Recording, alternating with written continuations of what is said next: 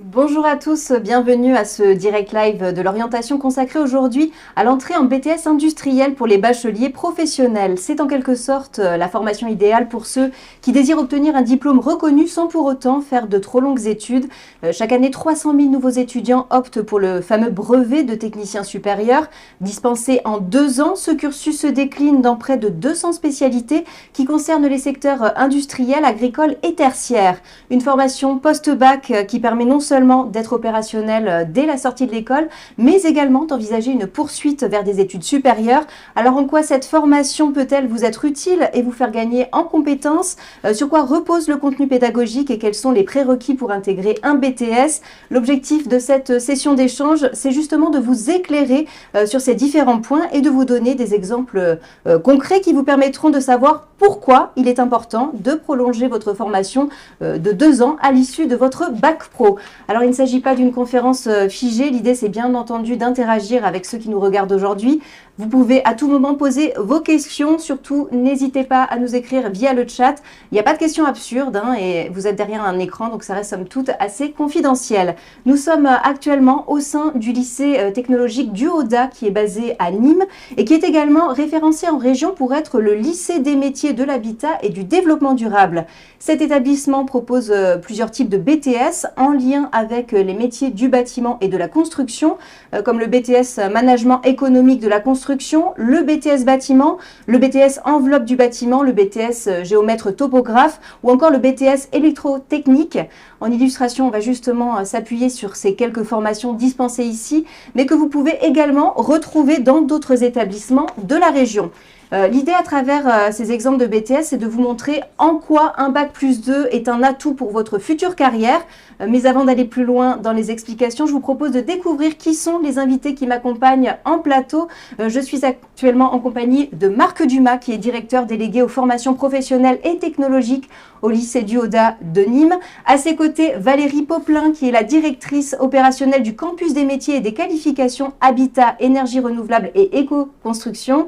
Et enfin, Fabio Gomez, qui est étudiant en alternance en 2e année de BTS, métier du géomètre topographe et de la modélisation numérique. Bienvenue à tous les trois et merci d'avoir accepté cette invitation et ce témoignage. Je le disais à l'instant, aujourd'hui on va s'intéresser au métier du bâtiment et de la construction. Pourquoi? Eh bien parce que ça fait partie des emplois d'avenir et d'après la DARES, qui est l'organisme qui produit des études statistiques pour le ministère du Travail, eh bien le secteur du bâtiment a le vent en poupe. D'ici 2030, 200 000 emplois supplémentaires devraient être créés dans cette branche.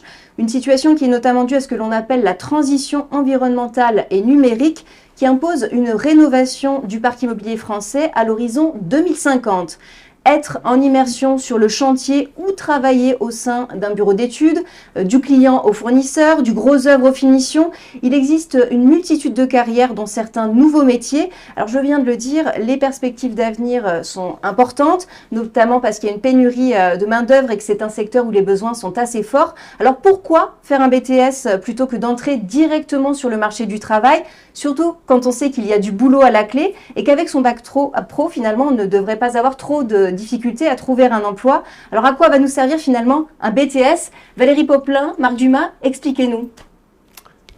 Vous avez déjà fait un tour assez complet sur les métiers. Je pourrais rajouter qu'il y a aussi tout le projet France Métiers 2030 qui a permis d'ouvrir des perspectives sur les métiers du bâtiment.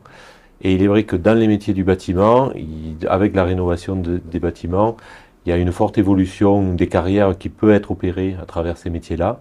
Et donc il est important de pouvoir poursuivre à travers le baccalauréat pour avoir des capacités d'encadrement et d'organisation de façon à s'améliorer en compétences et pour pouvoir répondre aux besoins des demandes d'entreprises qui vont rechercher dans les années à venir des personnes qualifiées qui seront en capacité d'organiser des chantiers, de travailler en bureau d'études, de travailler avec des conducteurs de travaux, d'être en capacité d'organiser et de concevoir. Voilà. Valérie Poplin? Oui, donc le BTS va apporter des compétences spécifiques. Comme l'a dit Marc Dumas, prendre de la hauteur aussi sur sa pratique professionnelle pour être en capacité de manager une équipe dans certains métiers. Mais elle va pouvoir aussi répondre plus spécifiquement à des compétences qui sont des compétences en mutation. Vous avez évoqué la transition énergétique, on peut évoquer également la transition numérique, hein.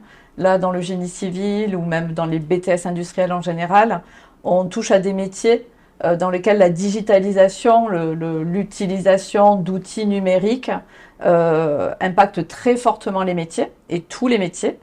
Ça peut être aussi vrai, hein, pour les métiers qu'apprennent nos jeunes dans les bacs professionnels, mais c'est encore plus intense sur les niveaux supérieurs. Et passer en formation post-bac, avoir une formation supérieure de technicien supérieur, ça prépare mieux à apprendre, à évoluer tout au long de la vie, à rentrer aussi dans un processus et des dispositifs de formation de type plus tard, quand on est salarié, formation continue. Et après son BTS, vous l'avez évoqué, je crois, dans votre présentation préalable, avec un BTS, on peut aussi se donner l'accès à une poursuite d'études. Donc, il faut bien insister sur le fait que le brevet de technicien supérieur, comme le bac professionnel, vous l'avez précisé, sont des diplômes professionnels et préparent à une insertion professionnelle directe. Mais on a la possibilité aussi, on y reviendra peut-être plus tard dans notre échange, de voir plus loin, et pour ceux qui sont le plus ambitieux, de partir sur des diplômes supérieurs. On reparlera de ces opportunités par la suite, puisque la première étape, c'est qu'avant de candidater un BTS, la question à se poser, c'est de savoir quel type de BTS est le plus adapté à son profil et à son parcours, et notamment de choisir entre l'alternance ou la formation continue. Oui, tout à fait. Il faut se poser la question de sa maturité, de ses envies, de son impatience à rentrer dans le monde du travail.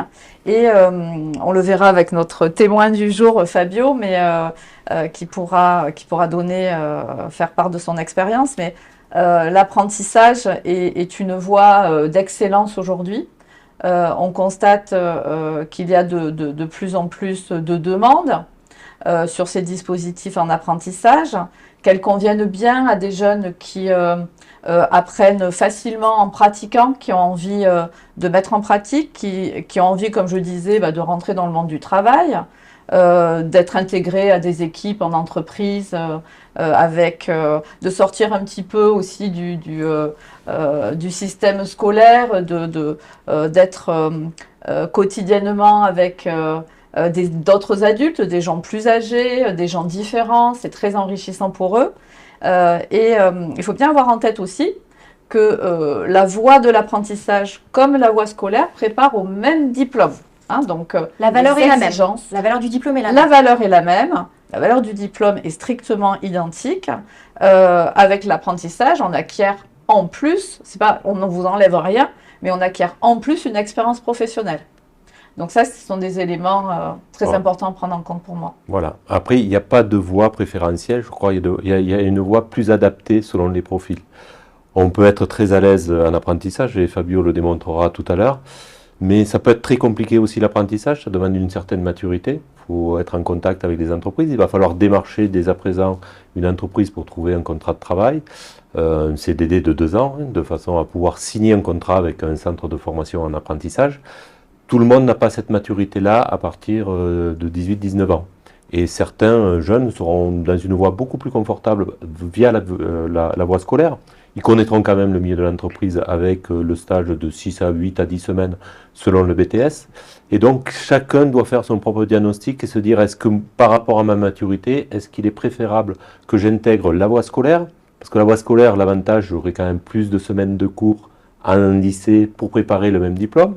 Ou est-ce que je préfère avoir l'expérience professionnelle telle que l'a choisi Fabio, de faire cette alternance-là, qui est parfois peut être compliquée aussi, il faut jongler entre les deux. La plus-value après, c'est forcément lorsqu'on a l'obtention du diplôme, on a une expérience professionnelle. Mais voilà, les deux existent, les deux cohabitent, et pour les auditeurs qui nous écoutent, il y a une voie qui est plus adaptée. Mais on me pose souvent la question, quelle est la meilleure voie? Je n'ai pas de réponse, il n'y a que des bonnes voies. mais il y a une voie qui vous est plus adaptée. Donc à vous de bien choisir et d'étudier. Est-ce que ce sera plus confortable pour vous d'être à 100% au lycée et suivre une scolarité normale, ou est-ce que vous avez envie d'aller voir ailleurs et de commencer à rentrer dans le milieu de l'entreprise? Et donc dans ce cas-là, l'apprentissage peut être un excellent choix également.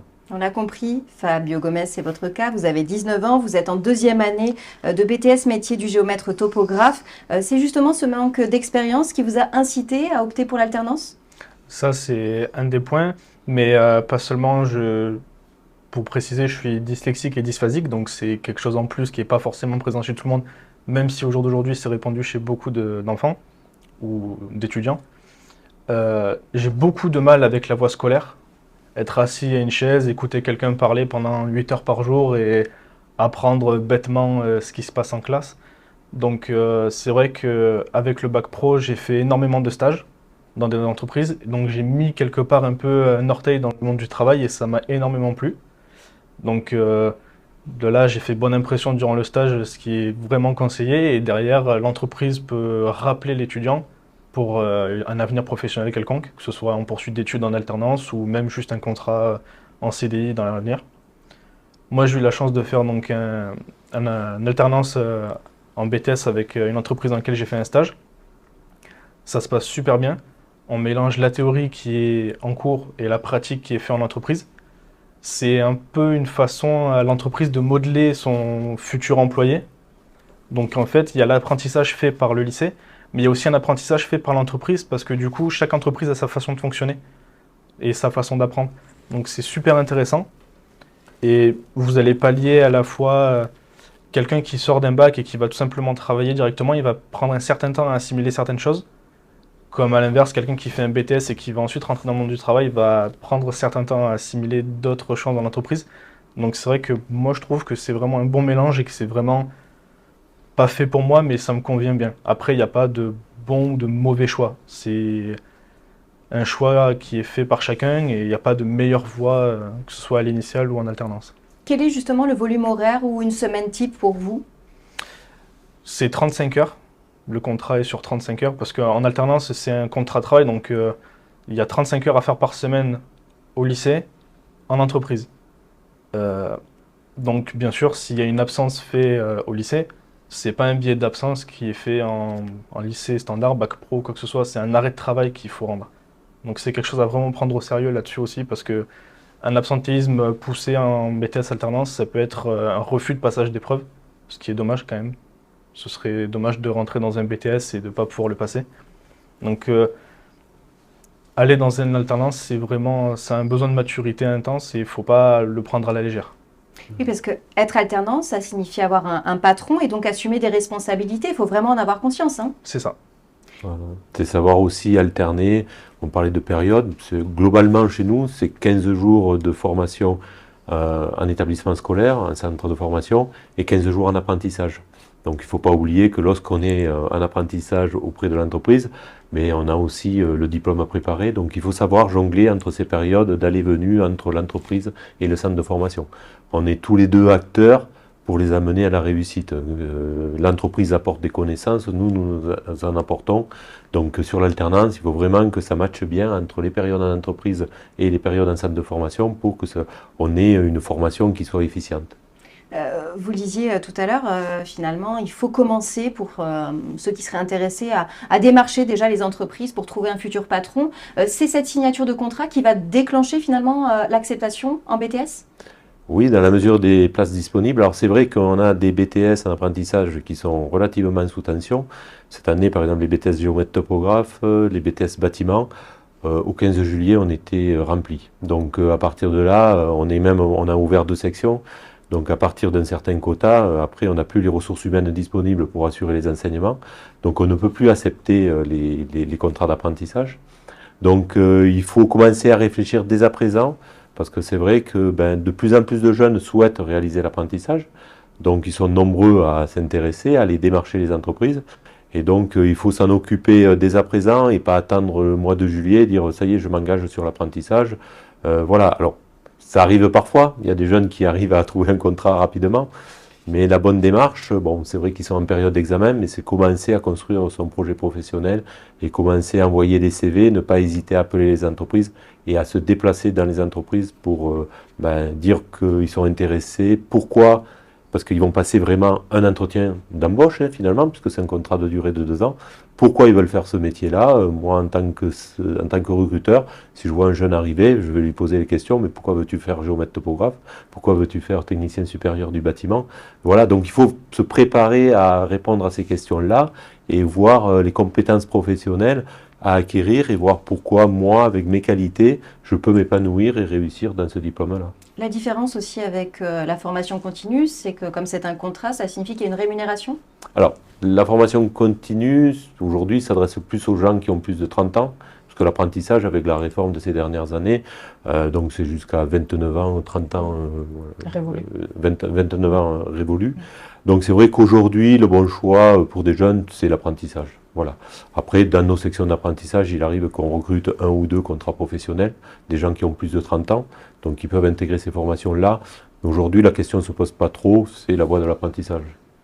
Fabio, vous me disiez justement que lorsqu'on vient d'un bac pro, ce qui est votre cas, il faut quand même faire preuve de motivation et ne pas tout miser sur le travail en entreprise, puisqu'à l'école, on va vous demander d'avoir des connaissances dans certaines matières, comme en physique, en mathématiques.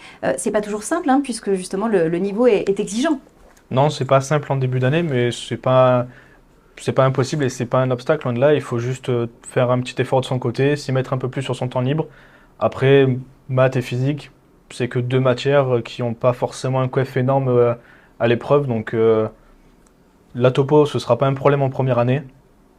C'est une revue de ce qui a été fait en bac pro, donc il n'y a pas de souci là-dessus. Donc c'est la première année où il faut en profiter pour vraiment se consacrer en maths et en physique. Le français, c'est pas forcément bien compliqué. Et voilà, après, même avec 9 en maths, c'est pas impossible, il faut pas lâcher. Le géomètre, c'est celui qui possède une vision globale de l'occupation du sol. On vous apprend quoi finalement au cours du BTS? À faire des calculs, à réaliser des plans, utiliser des logiciels. Concrètement, ça ressemble à quoi justement l'apprentissage ici? Alors il y a différents cours qui sont faits par différents profs. Donc il y a des cours effectivement de dessin pour savoir faire des plans, produire quelque chose de lisible, d'exploitable et d'intéressant à voir. Après il y a aussi des cours de calcul, parce qu'il faut comprendre comment la machine fonctionne et si demain il y a un problème sur la machine, qu'est-ce qu'il faut faire pour le régler. Et après il y a aussi du cours de droit, parce qu'en tant que géomètre on intervient quand même sur des limites de propriété, donc ce qui peut être un problème avec les gens, et donc il faut savoir ce qu'on fait, il ne faut pas faire les choses à la va-vite, ni en se disant bon, ça doit être quelque chose comme ça, et c'est tout. Après, le métier du géomètre est quand même très vaste, c'est pas que des bornages ou des divisions, il y a beaucoup de domaines différents, ça je vous laisserai regarder plus en détail de votre côté, parce que c'est pas une interview juste sur le géomètre, mais il y a le métier du géomètre qui est plus basé sur les limites du terrain, mais il y a aussi le géomètre, il peut faire de la bathymétrie, c'est-à-dire des levées dans l'eau pour regarder l'altimétrie qu'il y a sous l'eau. Vous vous contentez pas juste du premier aperçu du premier cabinet, parce que chaque cabinet a son domaine spécialisé. La force du BTS, c'est aussi le travail en équipe, hein. Justement, vous collaborez avec les autres élèves qui sont au sein de votre classe? C'est ça, le BTS, c'est pas un concours, c'est une épreuve, un diplôme à avoir. C'est pas comme un concours pour ensuite rentrer dans une école d'architecte. C'est complètement différent. Ici, on n'est pas les uns contre les autres, on est plutôt dans le sens où on s'entraide, parce qu'au plus de personnes va réussir, au mieux c'est dans l'avenir, parce qu'il y aura plus de géomètres.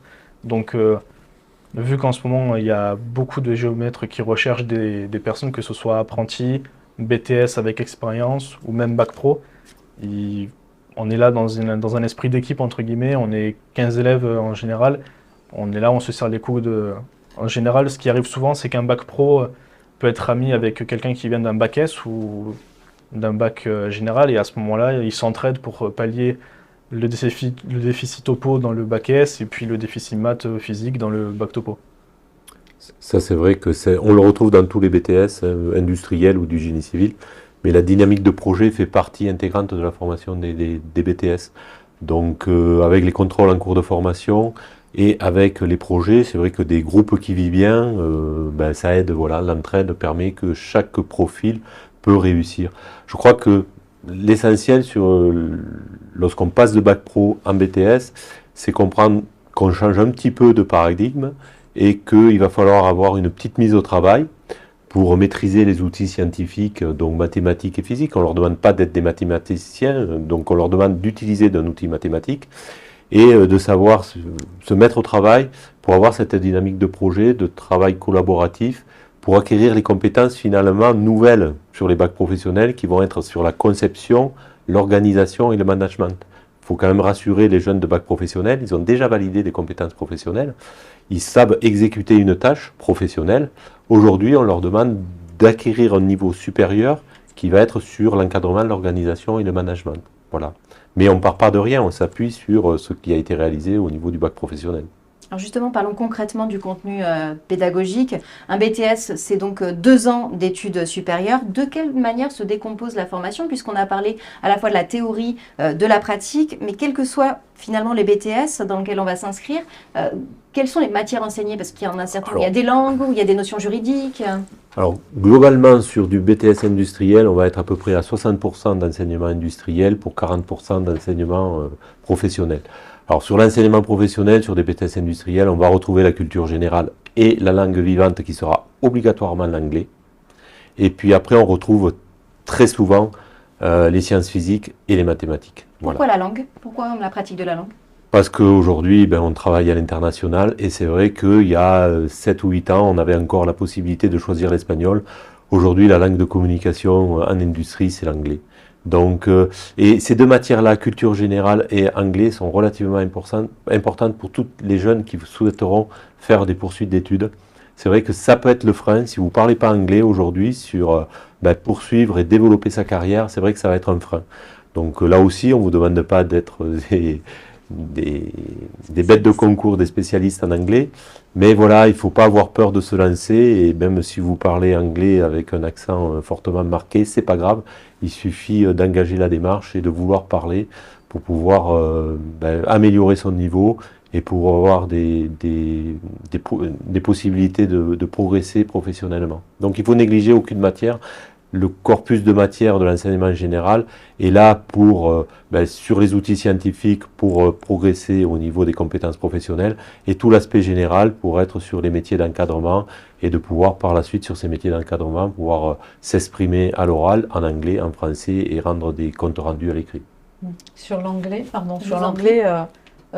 simplement aussi l'aspect pas se fermer des portes, puisqu'il y a des opportunités de participer à des programmes Erasmus, à des mobilités, qu'on soit apprenti ou en formation initiale scolaire. Donc c'est aussi un levier pour profiter de toutes ces opportunités-là. Alors justement, la phase d'inscription sur Parcoursup pour formuler ses vœux vient de démarrer aujourd'hui. Maintenant que les jeunes qui nous regardent en savent un peu plus sur ce type de formation, dites-nous quelles sont les conditions d'accès pour intégrer un BTS. Est-ce qu'il y a une sélection, et si oui, sur quels critères? Alors le premier point sur lequel il faut insister, c'est que sur Parcoursup, il ne faut pas se limiter à un vœu en formation en alternance. Hein. Alors ça va un tout petit peu à l'encontre de ce qu'on a dit tout à l'heure. On disait qu'il faut choisir une voie en fonction de qui on est, certes, mais on a vu aussi sur les aspects contrat, qu'on ne peut pas avoir la certitude à 100% d'obtenir un contrat de travail pour accéder à l'apprentissage. Donc toujours se ménager une porte de sortie, un plan B, et bien penser à se positionner aussi sur un vœu en formation initiale scolaire. Voilà, ça c'est un premier point sur lequel il faut insister. De mémoire, je crois qu'ils peuvent faire jusqu'à 10 vœux. Ça. Donc, il ne faut pas hésiter, il faut faire 10 vœux larges. De toute façon, ils ne sont pas classés. Donc, qui commencent à réfléchir, à faire leurs vœux. Et puis, voilà, ils peuvent aussi faire les vœux en apprentissage. Mais c'est vrai que sur Parcoursup, l'apprentissage, c'est plus du déclaratif. Ça va permettre au centre de formation de repérer les jeunes qui sont intéressés par l'apprentissage. Mais comme le disait Valérie, s'il n'y a pas de contrat de travail au bout, la démarche sur Parcoursup de l'apprentissage n'aura servi à rien. Donc surtout, faites des vœux en formation initiale scolaire sur Parcoursup pour parer tous les coups et être sûr d'avoir une proposition, si ce n'est un apprentissage, au moins par la voie scolaire. C'est ce que vous aviez fait, Fabio? C'est ça, moi j'ai mis j'ai pas fait la totalité des vœux. J'en ai mis 6. Bon, j'ai eu la chance d'être accepté sur tous les établissements et toutes les formations.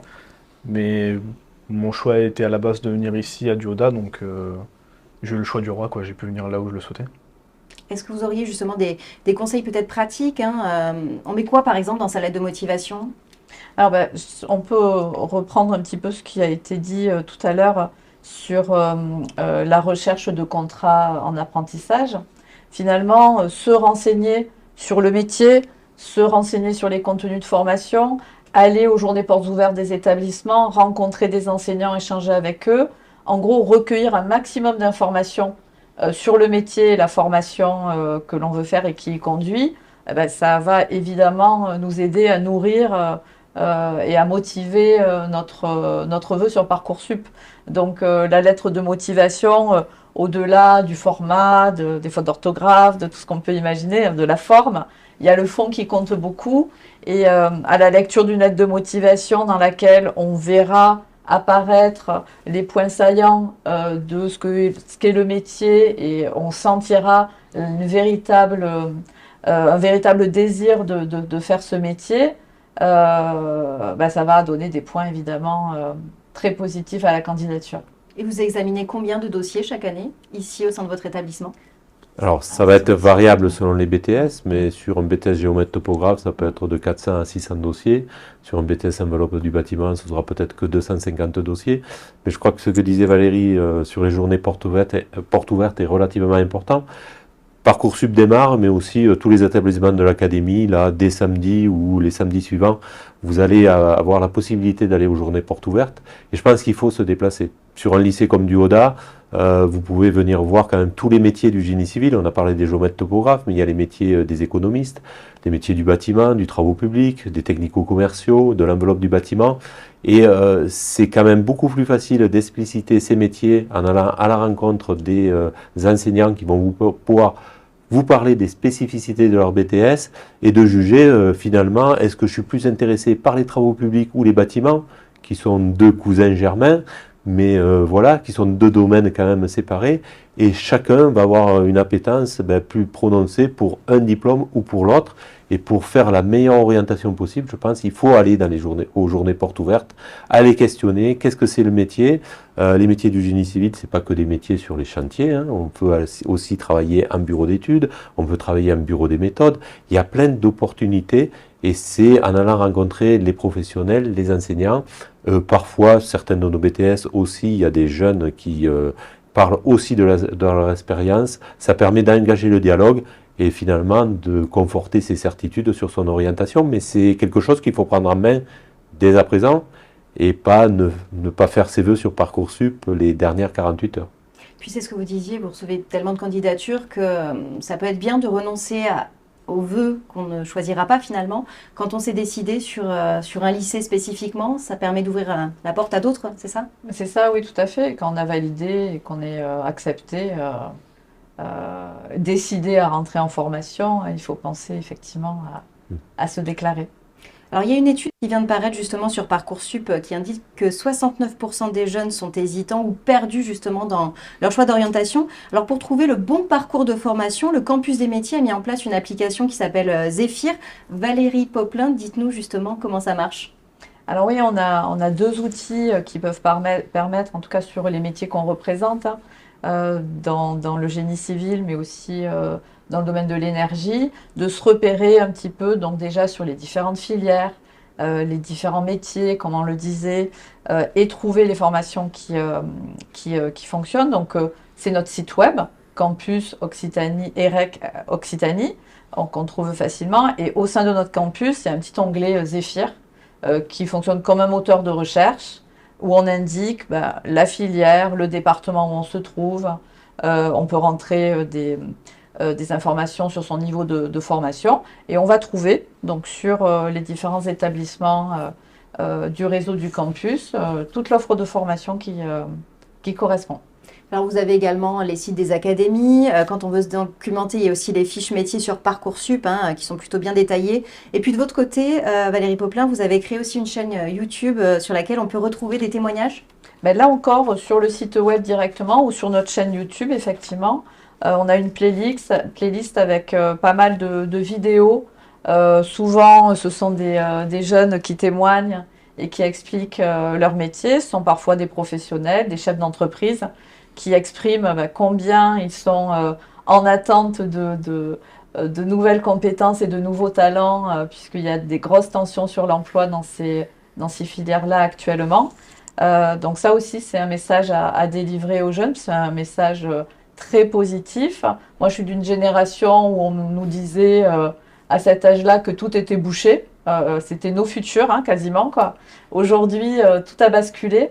Il y a beaucoup, beaucoup d'opportunités qui sont ouvertes. Et ces filières-là, ce sont des très belles filières d'avenir, avec des métiers qui se transforment et qui se transforment dans le positif. Donc, il faut y aller.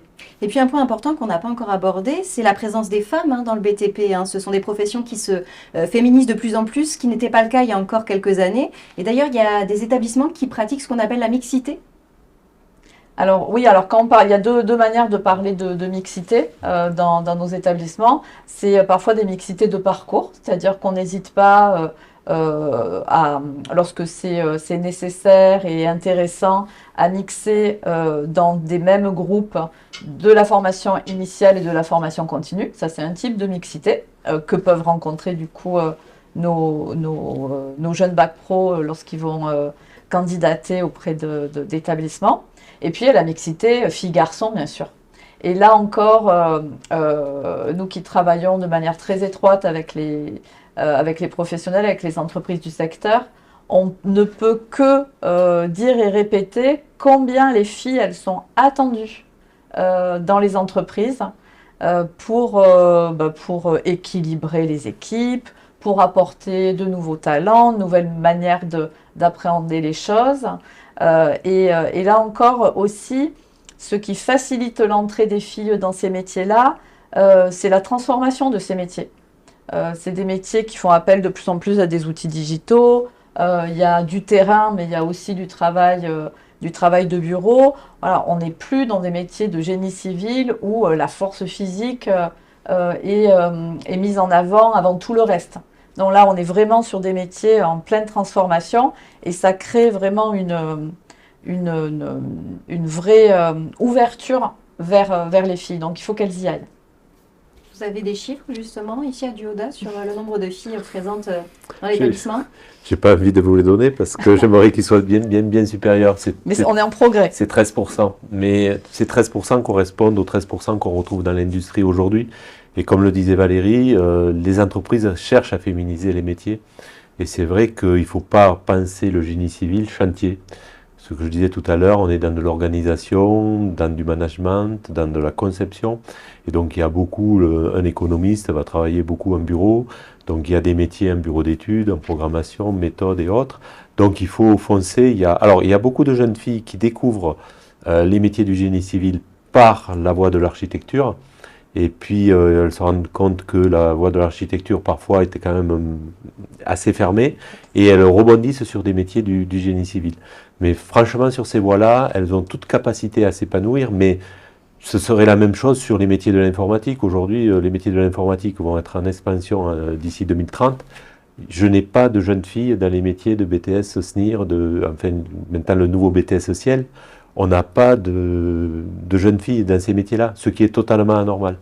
Elles doivent se lancer, elles ont totalement leur place. C'est vrai que la notion de force a pratiquement disparu de presque 90% de nos métiers. Donc elles ont toute leur place et les entreprises les attendent à bras ouverts.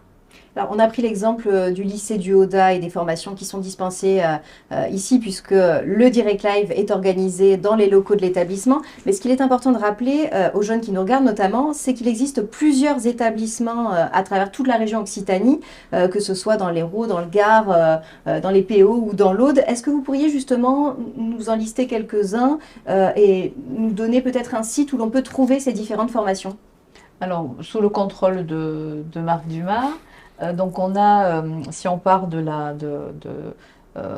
l'Aude et des PO, le lycée de Castelnaudary, qui est un lycée également du génie civil, des travaux publics, dans lequel on va retrouver un certain nombre de ces formations-là, en BTS.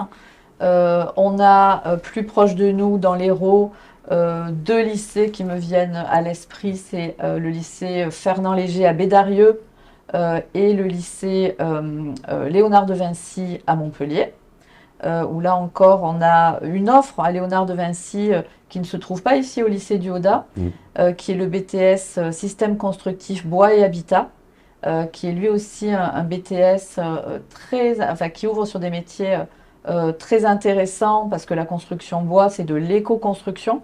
Et c'est évidemment dans le contexte qu'on connaît aujourd'hui et pour le développement durable un point très, très intéressant. Et puis on a également des formations liées au BIM qui permettent des poursuites d'études intéressantes sur l'Hérault. Voilà, je pense qu'on n'a pas oublié. Il y a Villelongue-d'Elmont aussi, dans les Pyrénées-Orientales. Voilà. Oui, mais je ne suis pas sûre qu'ils accueillent Mais des BTS. ils n'accueillent pas de BTS à ma connaissance, mais voilà, des bacs professionnels. Alors, suivant où est notre domicile et suivant où on postule, il ne faut pas que finalement cette mobilité, cet éloignement géographique soit un frein, puisqu'il y a des possibilités d'hébergement à moindre coût pour les jeunes, et notamment via l'internat. Voilà. Ouais, les internats. L'internat. Alors, bon, difficile de donner des coûts, je vais donner les coûts sur du Haudat, mais voilà, c'est peut-être pas transposable sur les autres établissements. Faut savoir qu'il y a une aide, par exemple, pour les apprentis. Les apprentis, la nuitée est à 9 €, mais les OPCO qui sont chargés de l'apprentissage financent 6 € de la nuitée, donc le coût pour l'apprenti est de 3 €. Pour les BTS scolaires, on a des coûts qui sont quand même aussi très intéressants. Donc c'est une possibilité. C'est pas forcément vrai dans tous les autres établissements. Là, il faut profiter des journées portes ouvertes pour aller voir s'il y a cette capacité-là. Mais je crois que c'est quelque chose qu'il faut regarder de près, la mobilité. Le principal échec que l'on a sur les bacs professionnels aujourd'hui, c'est des jeunes qui sont loin de leur centre de formation. Et notamment quand vous êtes aussi en alternance, ça rajoute du temps de travail, du temps de trajet. Et tout le temps de trajet passé, c'est autant de temps de travail en moins. Donc c'est vrai que c'est quelque chose qu'il faut regarder bien en amont, et on conseille plutôt quand même d'avoir un lieu d'hébergement, si ce n'est pas l'internat, en tout cas proche du lycée de formation, du centre de formation, pour avoir quand même les meilleures chances de réussite dans les études. C'est votre cas, Fabio, vous êtes originaire d'Avignon, c'est pas si loin que ça de Nîmes, mais vous avez souhaité finalement être hébergé sur place? C'est ça, donc la première année, j'ai pu faire le choix d'aller dans l'internat. Donc c'est vraiment un gros avantage au niveau financier. Et puis, bon, vous risquez pas d'être en retard normalement le matin, il ne devrait pas y avoir de souci là-dessus. Après, c'est vrai qu'il peut y avoir un point négatif, comme par exemple, un exemple concret, là, il va y avoir une grève donc cette semaine, donc l'internat est fermé.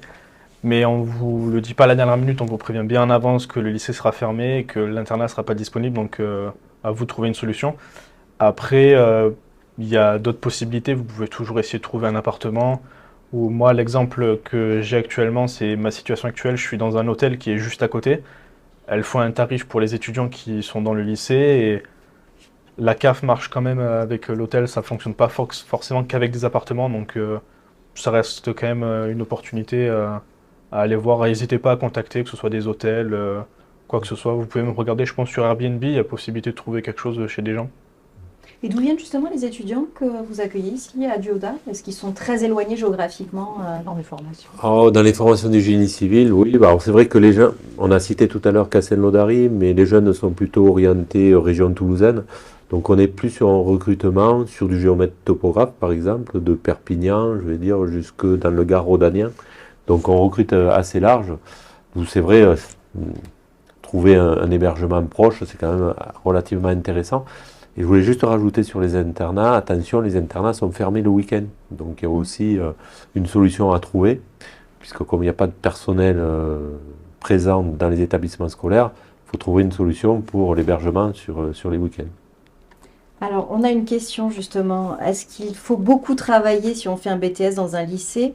J'ai peur de ne pas réussir car dans mon bac, car je ne travaille pas à la maison. Est-ce que ça, c'est un frein? Alors, aujourd'hui, le bac professionnel est conçu de telle façon qu'on peut ne pas travailler à la maison et on réussit, puisqu'on valide les compétences professionnelles dans l'établissement scolaire. En BTS, ça ne fonctionnera pas, évidemment. Il faut travailler régulièrement. Mais je vais dire, c'est 1 heure par soir. Être assidu en cours, être présent en cours, être à l'écoute, et puis travailler régulièrement pour construire son parcours professionnel. Parce que c'est vrai que là, sans travail sur le BTS, ça devient compliqué. Alors il y a la petite marche qui est un peu compliquée, qui sont la science physique et les mathématiques, mais des jeunes qui s'accrochent et qui se mettent au travail et qui travaillent régulièrement réussissent en BTS. Voilà. Donc bon, il faut changer un petit peu d'état d'esprit. C'est pas inaccessible, c'est pas 10 heures de travail, on n'est pas en classe prépa, mais voilà, il faut, je sais pas, Fabio pourra témoigner, mais sans travail, ça me paraît compliqué. Alors, je suis peut-être pas forcément le meilleur exemple du coup, mais bon, déjà tout ce qui est côté topographie, du coup, il n'y a aucun souci là-dessus. C'est de là où je viens, j'ai fait 3 ans de formation dessus, donc il n'y a pas de problème. Niveau français, c'est pas un niveau qui est très élevé. L'anglais, j'avais déjà des facilités, donc à part être en cours, il n'y a pas forcément grand-chose à faire.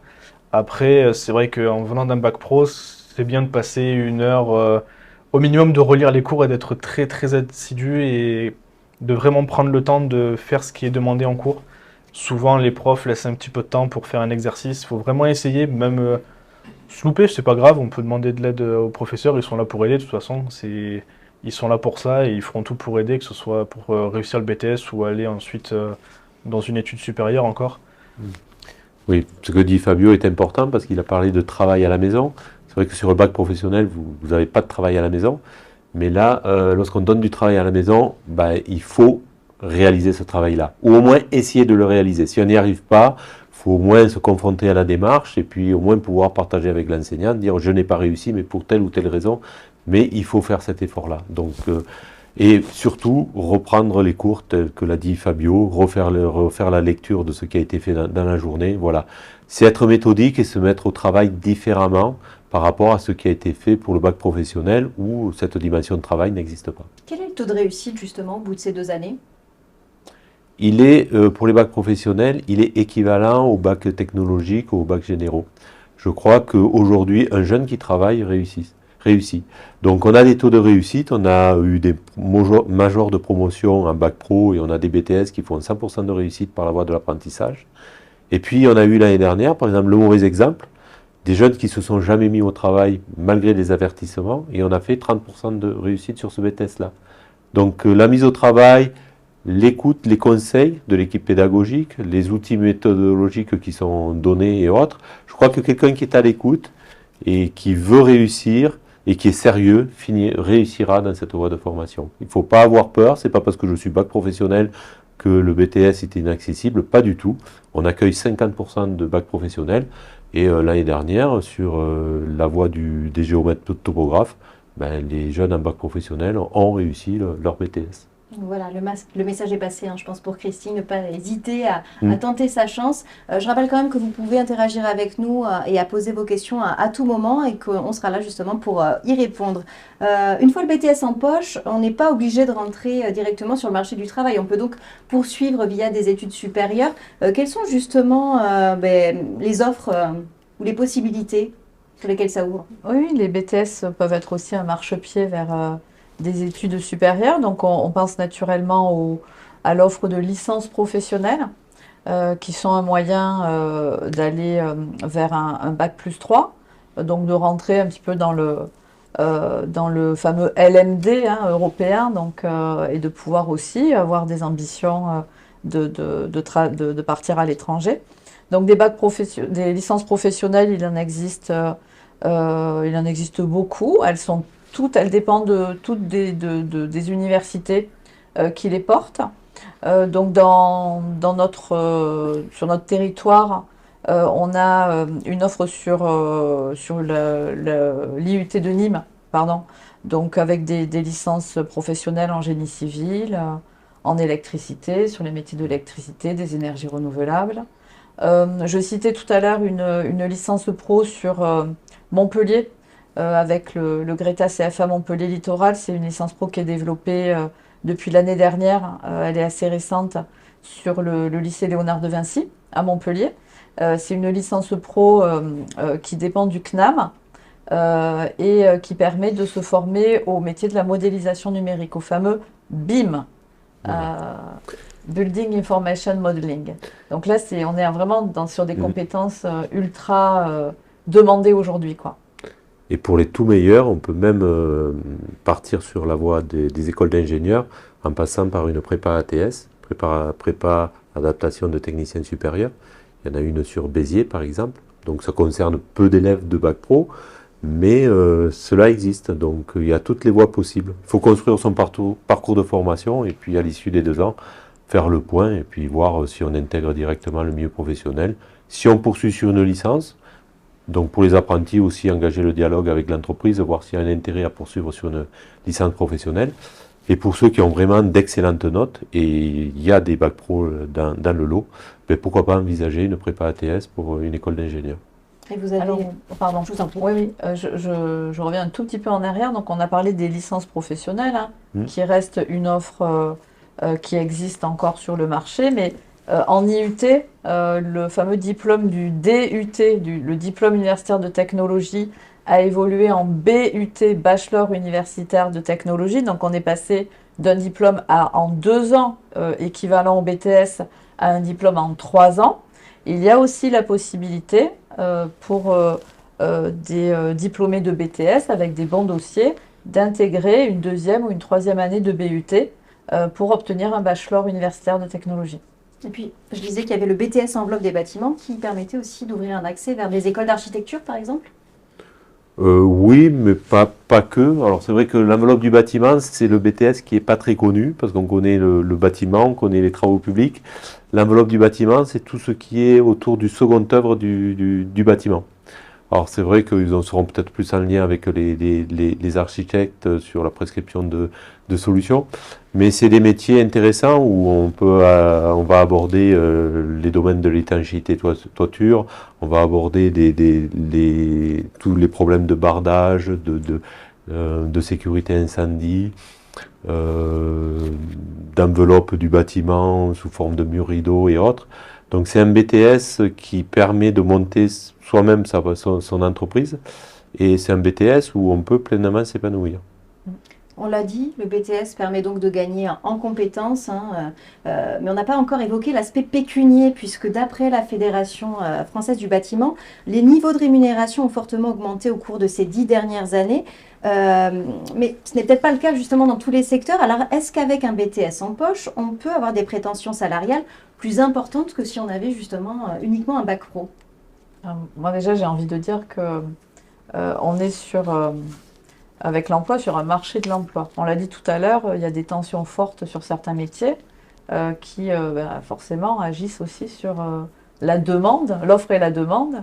Et donc effectivement, sur certains métiers très rares, la rémunération des techniciens a tendance à augmenter, mais on ne peut pas généraliser. Ça va vraiment dépendre du marché de l'emploi et de où on se situe sur ce marché de l'emploi. Après, sur le secteur du génie civil, France Métiers 2030 prévoit 50% de métiers sur des métiers de cadre. Donc forcément, il y a tout intérêt de poursuivre ces études pour monter en compétences. Je disais tout à l'heure, un bac professionnel aujourd'hui, c'est quelqu'un qui est en capacité d'exécuter une tâche pratique. Il reçoit un bon de commande, il exécute cette tâche-là et il la valide professionnellement. Poursuivre un BTS, c'est se permettre d'animer des équipes, d'encadrer des équipes. Donc c'est forcément avoir un peu plus de responsabilité. Et qui dit responsabilité dit forcément une rémunération supérieure à un bachelier professionnel. Et puis ça permet, je crois que ça a été dit par Valérie au tout début, ça permet aussi de construire dès le début son parcours professionnel, et ça permet aussi d'envisager des poursuites d'évolution de carrière en attaquant sur des métiers de plus haute responsabilité qu'avec un seul bac professionnel. On a Christine qui nous demandait tout à l'heure, je veux faire un BTS dans un lycée, comment je dois faire? Donc il y a les journées portes ouvertes, en tout cas à Duoda, c'est ce week-end. Elle peut aller rencontrer directement les enseignants. On répondra à ces questions, c'est ça? Ouais. Ce samedi, je pense qu'il y a pas mal de JPO, pas seulement à Duoda. En tout cas, ça démarre. Nous, on aura toutes les présentations des BTS, donc les BTS du domaine du génie civil, mais aussi les BTS du domaine industriel. On voit la voie scolaire, on voit la voie de l'apprentissage, donc c'est le moment forcément de poser les questions pour voir quel est le meilleur choix.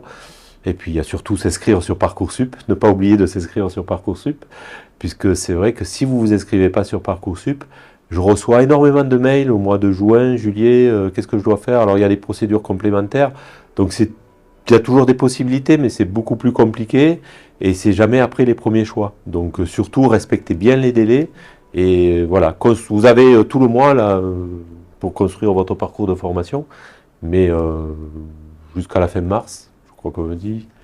Jusqu'au 9 mars. Jusqu'au 9 mars, bon merci de mémoire, voilà, jusqu'au 9 mars. Donc, il faut commencer à construire progressivement sa réflexion, aller au JPO et puis s'inscrire sur Parcoursup. Les journées portes ouvertes, c'est généralement janvier, février, mars. C'est pas uniquement à Duoda, c'est dans tous les établissements du territoire. Vous souhaitiez compléter? Oui, en complément. Donc, bon, le salon d'étudiants, c'était la semaine passée, mais il y a dans chaque département des salons post-bac. Donc ici à Nîmes, ça s'appelle Lycée à venir, mais il y a d'autres déclinaisons dans d'autres départements. Donc là aussi, c'est un moyen d'aller à la rencontre des établissements, qui seront plusieurs. Il y aura une offre beaucoup plus large parce que c'est un forum. Donc là, c'est dans les semaines à venir, janvier, la semaine février. prochaine. Semaine prochaine pour Nîmes, ouais, Lycée à venir. On retrouve les dates via le site, j'imagine? C'est ça, tout à fait. Il y a des pages Facebook. Fabio, vous aviez participé à des journées portes ouvertes, c'est comme ça que vous aviez eu accès à l'information sur justement le BTS?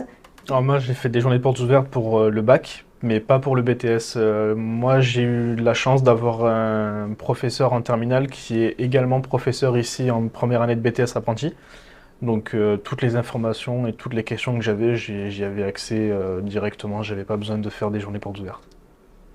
On arrive bientôt au terme de cet échange. Avant justement de conclure, si vous aviez chacun un message à délivrer ou un conseil à donner aux jeunes qui nous écoutent. Oser. Moi je pense oser. Vous êtes un bac professionnel, il n'y a pas de frein. Il est normal qu'on vous accueille en BTS. On accueille à peu près 50% de profils de BTS. Donc vous avez toute votre place en BTS. On vous a donné les clés. Allez, 1 heure de travail, c'est pas énorme par soir. Et ayez cette capacité de travail et vous réussirez pleinement, à minima en BTS et pourquoi pas plus loin en licence, voire en école d'ingénieur pour les meilleurs d'entre vous. Donc bienvenue en BTS. Valérie, un conseil ou un complément Moi j'ai d'information? envie en complément de dire allez les filles, laissez pas les métiers techniques, souvent mieux rémunérés que les métiers des services, les laissez pas tous aux garçons, quoi. On vous attend, cassez les codes, défoncez tout, venez dans les métiers du génie civil. Pas trop casser le mobilier. Non, il ne faut pas casser. Vous avez des filles d'ailleurs dans votre promotion, dans votre Une classe? seule fille dans la promo qui est actuellement, donc ce sera un exemple intéressant, c'est la première de la promo actuellement. Donc elle a été première donc, de la première année jusqu'à aujourd'hui. Moi je suis seconde promo en étant un bac pro. Pour vous donner un exemple, j'ai 15 de moyenne générale au jour d'aujourd'hui.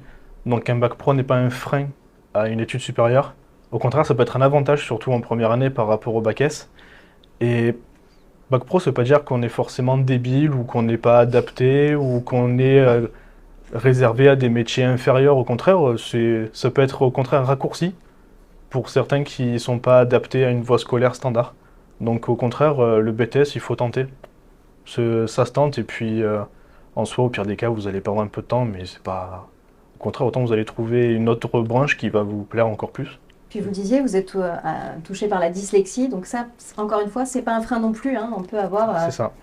Même avec dyslexie ou n'importe quel handicap, de toute façon, aujourd'hui, quand même, l'éducation nationale est quand même un peu plus préparée à tout ce qui est dyslexie, dysphasie ou handicap outre.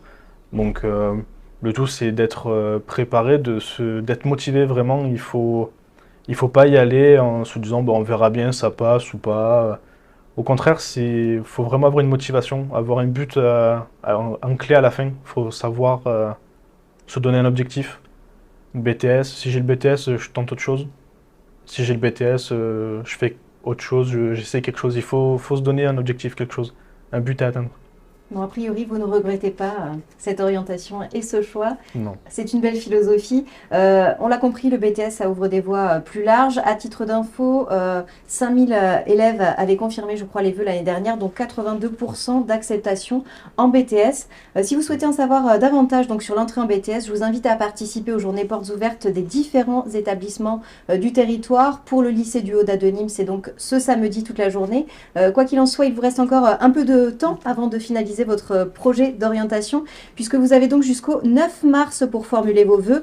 La date butoir pour valider votre dossier sur Parcoursup est quant à elle fixée au 6 avril, ça c'est pour le calendrier. Et enfin, si vous souhaitez revoir cette table ronde, sachez que ce direct live consacré à l'entrée en BTS industriel sera accessible en ligne via la chaîne YouTube de Compass, C-O-M-P-A-S, ou sur le site de l'académie via vod.ac-montpellier.fr. Merci à tous les trois pour vos témoignages. Merci à ceux qui nous ont suivis en ligne et bon courage dans vos démarches d'orientation.